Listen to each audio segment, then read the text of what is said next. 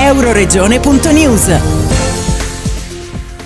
22esima Sapori Pro Loco, 5 giorni pieni di tutto. 2 weekend per complessivi 5 giorni, il 17-18 maggio e dal 23 al 25 maggio a Villa Manin di Passariano torna per la 22esima volta. Sapori Pro Loco, evento popolare di punta per il Friuli Venezia Giulia, ma anche oltre, perché oramai meritatamente inserito nel calendario nazionale dell'UNPLI, Unione Nazionale Pro Loco, e nella nuova guida delle 150 migliori sagre italiane che UNPLI presenterà a Sapori Pro Loco, e ha anche ricevuto una menzione speciale da parte dell'Associazione per la qualità della proposta. Presentata a Udine nella sede della Regione Sapori Pro Loco e organizzata dall'UNPLI regionale con il contributo della Regione Friuli Venezia Giulia, il supporto di Promoturismo FVG, i patrocini del Consiglio regionale, del Comune di Codroipo, della Camera di Commercio di Pordenone Udine, in collaborazione con ERPAC, Fondazione Friuli, Filologica Friulana e Progetto Integrato Cultura del Medio Friuli. Main sponsor la Banca 360 FVG. Gli stand enogastronomici avranno vita grazie a 25 Proloco e 500 volontari che presenteranno 60 specialità locali, molte delle quali con prodotti a marchio Io sono Friuli Venezia Giulia, che caratterizza anche lo spazio allestito dalla Regione per diverse iniziative. 5 concerti previsti che avranno luogo sulla scalinata di Villa Manin.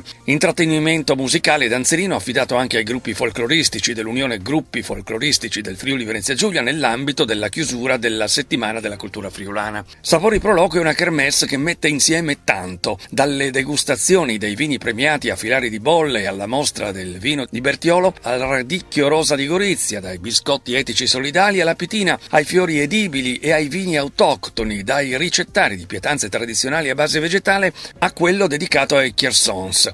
Dal laboratorio per la preparazione degli gnocchi da insegnare ai più piccoli ai 10.000 passi di salute fino al mercatino dell'artigianato, alla nuova edizione delle audioguide di Villa Manin, alle visite guidate in villa e al suo parco secolare, alla presentazione del volume Glesiutis, chiesette campestri del Medio e Basso Friuli, fino alla consegna di 2 Jolette, biciclette speciali che consentono a persone con disabilità di effettuare escursioni altrimenti inaccessibili. Sapori Pro Loco con tanto da offrire per il piacere di stare insieme e non solamente per attirare più pubblico, ha sottolineato il presidente regionale dell'UNPLI Pietro De Marchi. Ci si mette dentro di tutto, così siamo sicuri che funziona, ma le cose proprio non stanno così. No, non stanno così. Il problema qual è? Il problema è che la manifestazione è un contenitore e di fatto tutti fanno a gara per potersi inserire, perché questo è il problema. Le collaborazioni vengono da sole per il fatto che ce le chiedono, quindi non andiamo noi in cerca delle collaborazioni, capisce?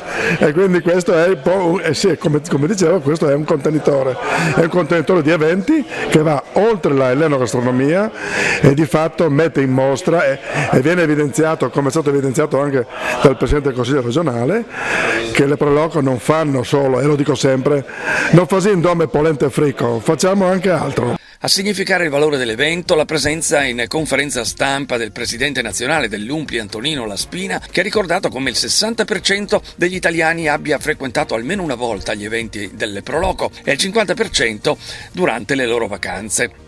Le Pro Loco funzionano tutto l'anno e quindi destagionalizzano il turismo, ha detto Laspina, ed anche lo delocalizzano, contribuendo così a decongestionare mete turistiche spesso colpite dall'overtourism. Sapori Pro Loco è stata riconosciuta con una menzione speciale nell'ambito del nostro progetto Sagre di Qualità e lo è stata proprio per queste sue caratteristiche, che sono quelle appunto di valorizzazione dei prodotti tipici locali e della valorizzazione delle associazioni che rappresentano il mondo delle sagre. Tutto questo l'abbiamo voluto mettere insieme in una guida, la prima guida alle sagre di qualità, prima guida che si occupa di questo settore e di un settore specifico. L'abbiamo voluto rendere cartaceo perché è vero, avere in mano qualche cosa, sfogliare e stare veramente in contatto con questi luoghi, con questi prodotti, con queste eccellenze locali, sicuramente ti dà